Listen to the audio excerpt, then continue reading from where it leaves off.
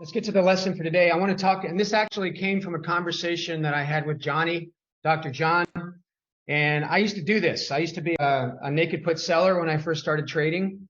And I actually did this strategy when I decided to try credit spreads again after losing $500,000 in 2000 doing them naked. Well, it was a naked trade. I wasn't, except for a couple of times. But these naked puts killed me when the markets corrected.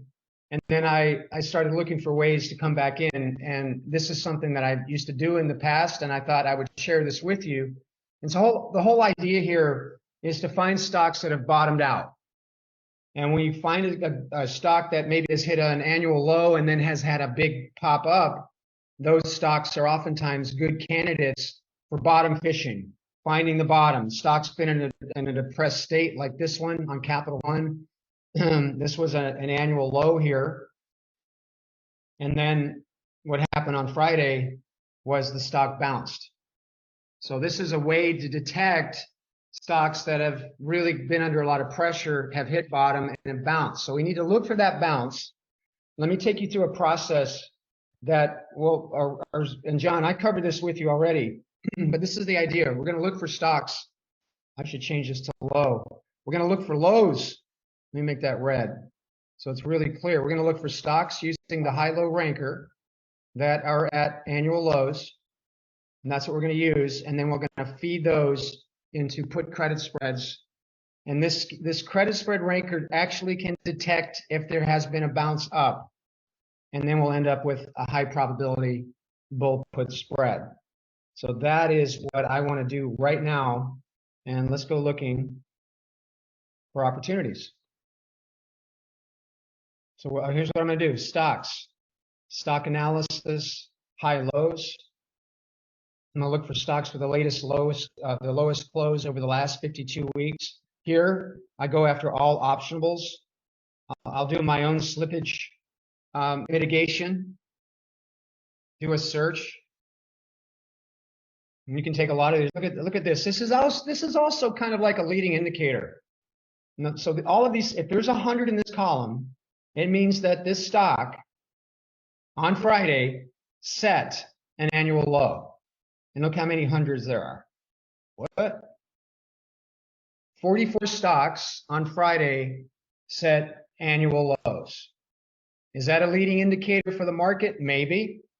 But certainly 44 stocks, and there's thousands of them, of course, is not a huge number, but it is higher than normal. And then you look at the others here, and a lot of them are within a wisp, a few fractions of percentage points near annual lows.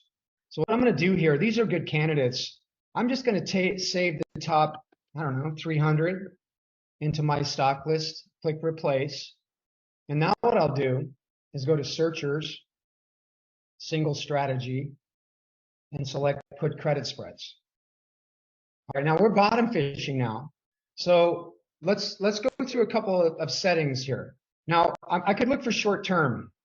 If we did short term, we're going to make more money. And if there is indeed a bounce, we can make a good little bit of money in a short amount of time.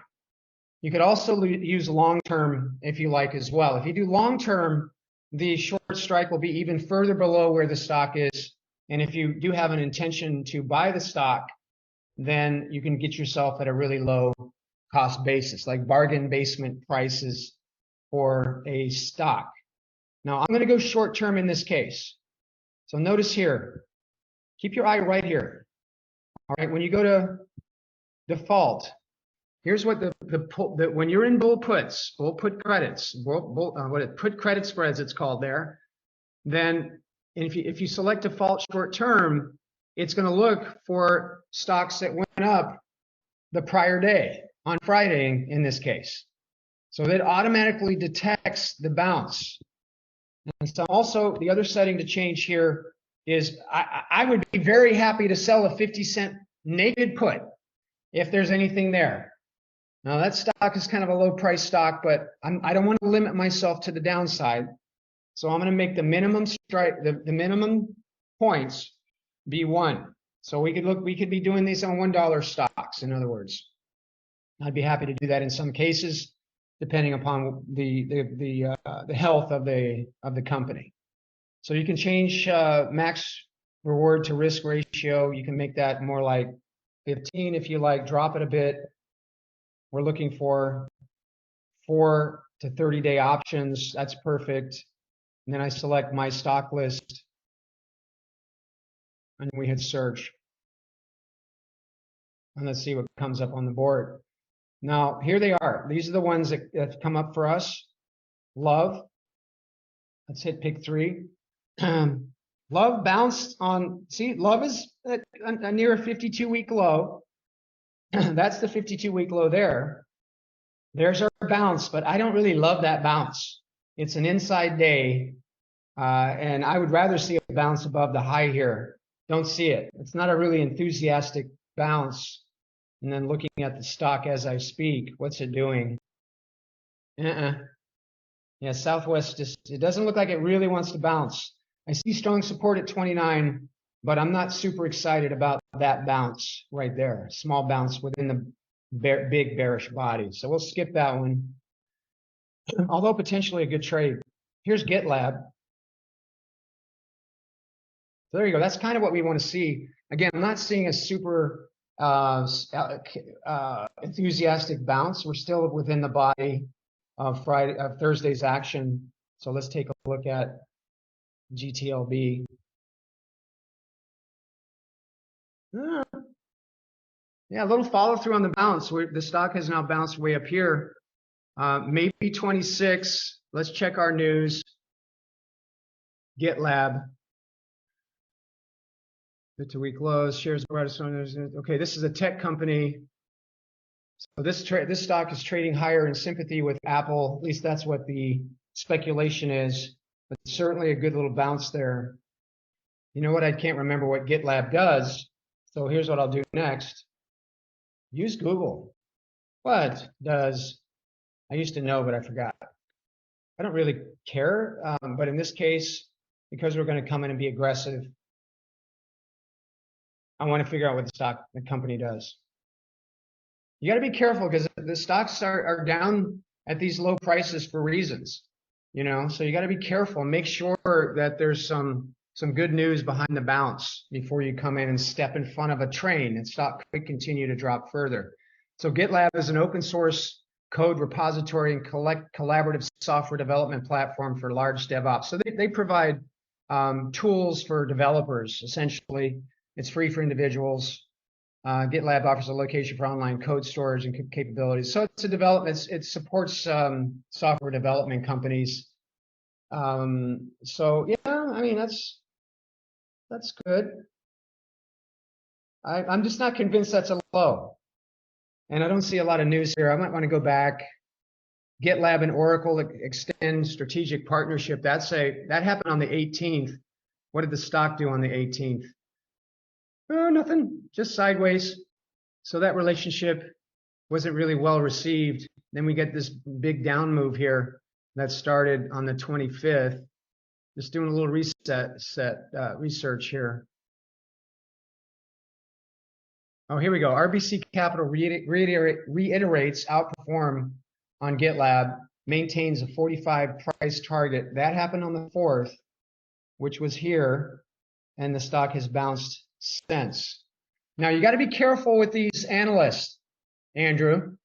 I know how you feel about things going on behind the scenes, and these upgrades can always happen, especially if the company has some level of interest or portfolio with their clients on a stock. So you got to be careful. They'll say that just to keep the stock from dropping further, in other words. So you got to be a little careful with that. That certainly did have an impact, and this would be a reasonable put credit spread. I wouldn't sell any closer than 26. Checking the volume though. Let's check volume as well. All right, I'm talking myself out of it now. Just follow along. These are the things you want to consider.